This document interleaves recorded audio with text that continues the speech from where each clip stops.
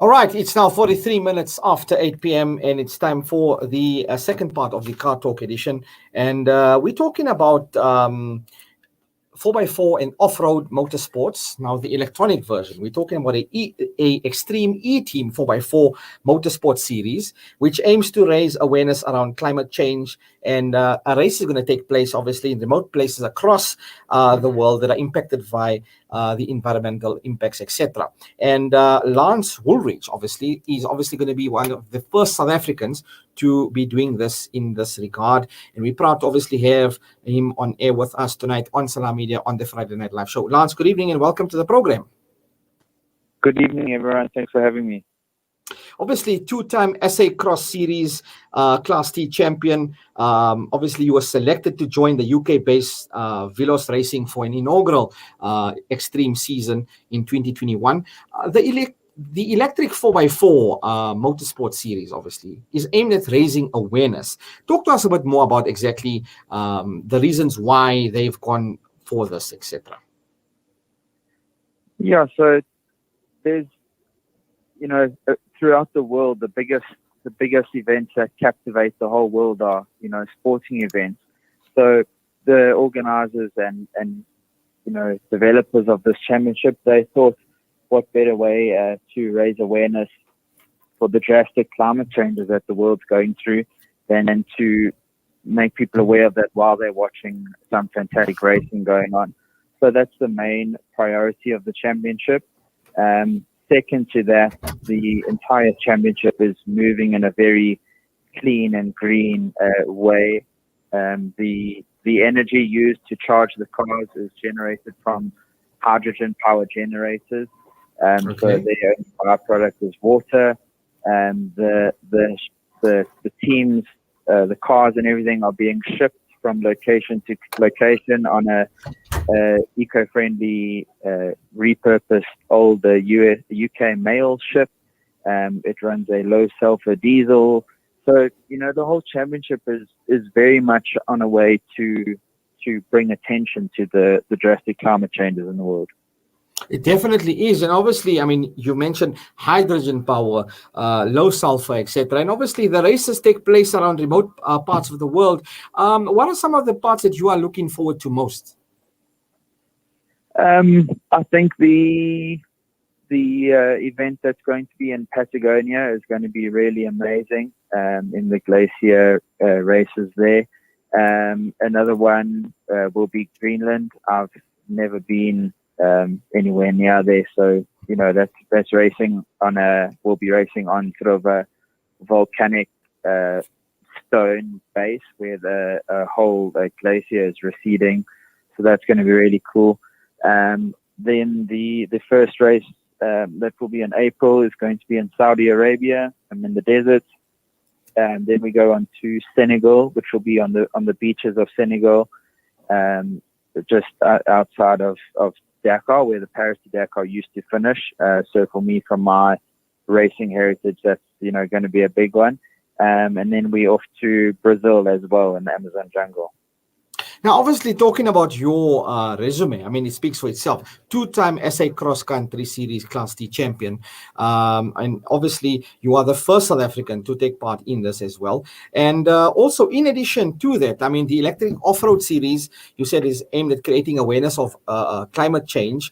The likes of seven-time Formula One champion Lewis Hamilton, he's recently announced.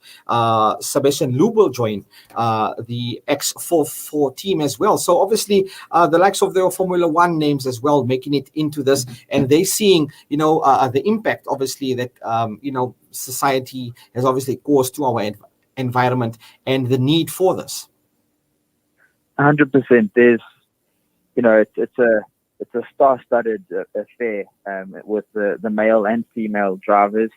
It's going to be mind-blowing from start to finish. Like you say, these big figureheads of motorsport in the world are realizing that it's time to bring about change, and while it might not be the exact way all motorsport goes for the future, there's certainly going to be these types of elements being brought into all motorsport. And the days of a big gas guzzling machine are going to start to wind their way down. There's never, I don't believe, going to be purely electric motorsport or purely hydrogen powered, but there are going to be these hybrid alternatives in all the different forms of motorsport. Now, talking about power, I want to bring in our F1 enthusiast and correspondent here, Yusuf Saib. He obviously, brings a wealth of experience to, motorsports. Lance is talking about the car and the performance, the torque, etc., and being with an electric-powered off-road vehicle. Yusuf, what do you make of this? Using hydrogen fuel, hydrogen power, low sulfur fuel, etc. Yeah, look, I'm just sitting right now and reading up a little bit about all of this because my forte is purely Formula One, and this is completely out of my depths. But I'm just looking at Lance's resume, and I'm just so blown away. And I gotta ask a question, if you don't mind. But if you could just put us into the mind of a racing driver, especially the mental and the physical aspects. I mean, what is your training regime like? To prepare yourself, as the season gets underway. Because I see you got a season that's to get underway in Saudi Arabia, the 4th of April. So what's the training process? The mental, the physical aspects that encompass all of this. Yeah, there's a lot that goes into it. On top of trying to do my day job, we've got to keep ourselves fit and in peak condition. So my brother who races as well, we're very lucky that we enjoy training together. So we either run or cycle every day of the week.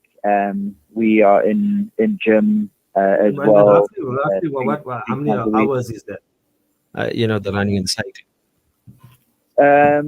We'll do a 5 to 10 kilometer run or a 20 kilometer cycle, alternating days on the weekend up to a 40 or 50 kilometer cycle. This is all mountain biking, so it's more challenging on trails and hills and climbing, and that's not too much on the road stuff.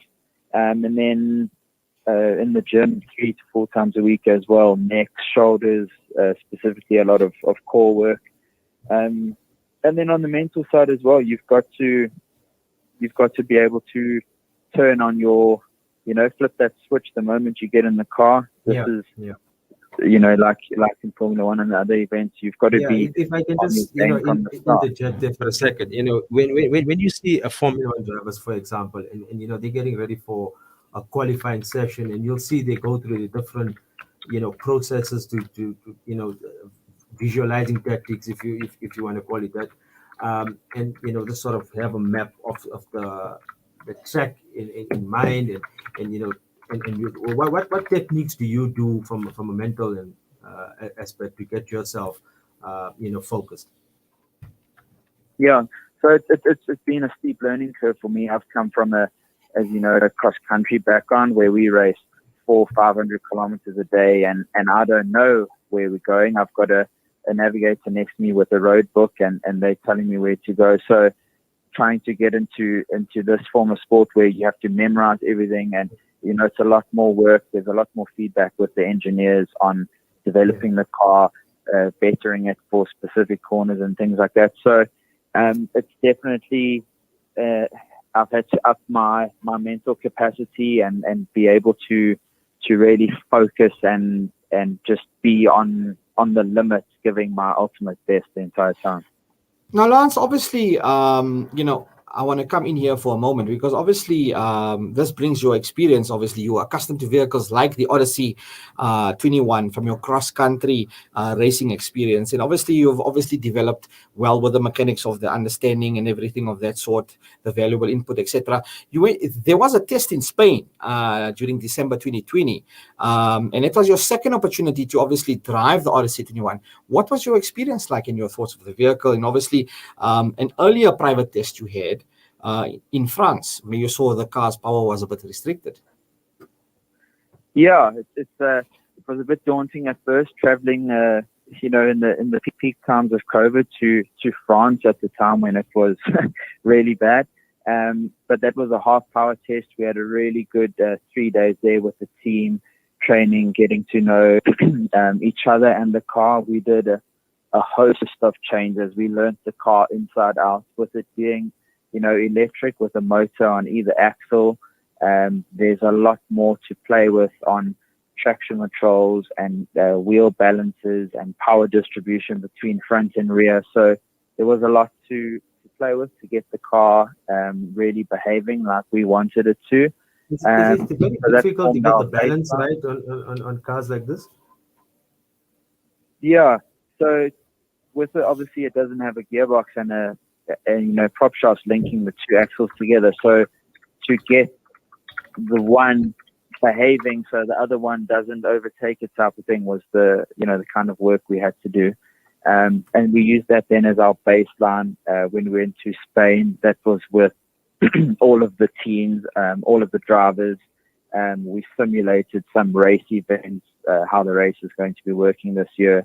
And we just kept on each day and each session just building on getting the car to how we want it.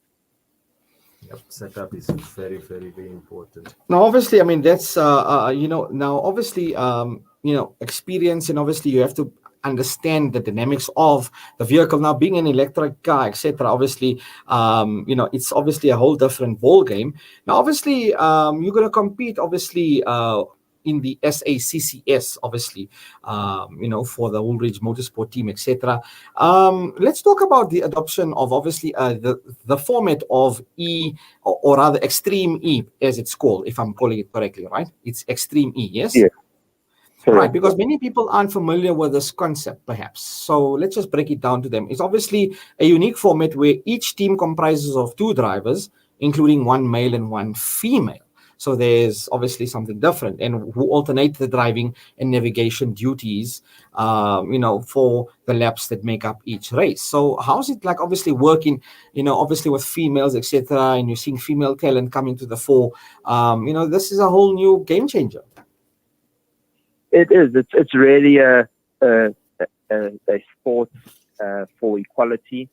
I think it's fantastic that so many women are getting the chance to show their talent, and it was very quickly proven that some of the ladies were just as faster than some of the guys at the test. So it's really going to be it's a real team race. It's not just about one driver who's faster. So how it's going to work is it's actually just going to be one of the drivers in the car. So we start with 4 cars side by side. We will race out and do the 7 to 8 kilometer loop, and we then come back into a driver change area where the driver who started will get out, and the other driver, the male or the female, will then get into the car and race out and do a second lap. And once that has been completed, that is the first race done. So there's a whole lot of elements that are coming into it. The male's lap, the female's lap, how quickly you guys can change. Makes it so unique. Getting out the car. So it's going to be really exciting. And just looking at the images, obviously in the background there, I mean, the cars look fantastic with that whole gull-wing doors, and it just gives so much of aura and emphasis. That brutality of racing. That's what it's all about. When it comes to the racing technology, Lance, obviously the cars are manufactured by obviously Spark Racing. They feature McLaren drivetrains, and I know Yusuf will be very excited about it as well. Batteries produced by Williams Advanced Engineering, and obviously Continental Tires. Power output, we're talking about 400 kilowatts of power, and the vehicle's weighing 1,650 kilograms. Yeah, exactly. You did all in 4.5 seconds. And it's a fantastically exciting car to drive. The Continental tires are 37 inches. There's 350 millimeters of travel on each wheel. So it's just really, really exciting to drive. And like you say, it's a feat of engineering with all the big and right names having been put into it. And obviously, I mean, 0 to 100, we're talking about, 4.5 seconds? That's super fast. I mean, for an electric car off-road, I mean, wow, that's fantastic. I mean, performance really. Lance, in your experience, what do you make? I mean, are you happy with the performance of the vehicles, etc.? Overall? Yeah, it's really, it's excellent. I think the only reason that time is at 4.5 and not even faster is, purely because it's off-road and trying to get all that power onto the ground. With it being electric, the torque curve is from 0 to 800 almost vertically, and it stays flat. So yeah, that's very exciting. Obviously, with it being electric, as drivers, we need to manage the temperatures of the battery. If there's a lot of, hard acceleration on and off and left foot braking, where you are causing, a whole lot of excess heat from the motors by unnecessarily wasting it, that can be to the detriment of the car. There's talk of, if there's a tie in the races, the vehicle that's got the most energy left on the car will be declared the winner. So it's not even, going to be down to who wins and loses. There's a whole lot of these extra elements that are going to be added into it. Lance, we wish you and your team all the very best for the year and for the season ahead. Obviously, you're going to be going through remote areas of the world, and obviously, temperatures obviously will be harsh.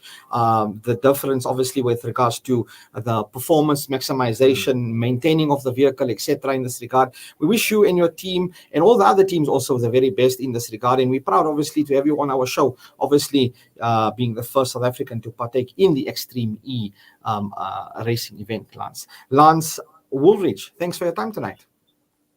Thank you very much, guys. Thanks for the chat. It's been great. Okay, man. Cheers, man. Bye-bye. That's Lance Woolridge, two-time SA cross-country T-class champion, and he's the first South African who's going to be taking part in the Extreme E motorsports event. Yusuf, what you make of that? Well, Lance has an impressive record, and we hope that he represents South Africa well. It's going to be quite a challenging season ahead for him, and we hope and we wish him nothing but the best. I mean, it's tough. So, yeah. Yeah, well, all the best to him and the rest of the teams as well. And all the very best to all of you, the viewers and listeners of Salam Media. It's 9 p.m. on the dot. Wow. Where the time goes when you're having fun. Anyway, that's where we leave it for tonight. And inshallah, I'll be back in 2 weeks' time. Next week, inshallah, Dhakir Daud will be in the building. Take care from me and the rest of the team. Have a great weekend. Assalamu alaikum wa rahmatullahi wa barakatuh.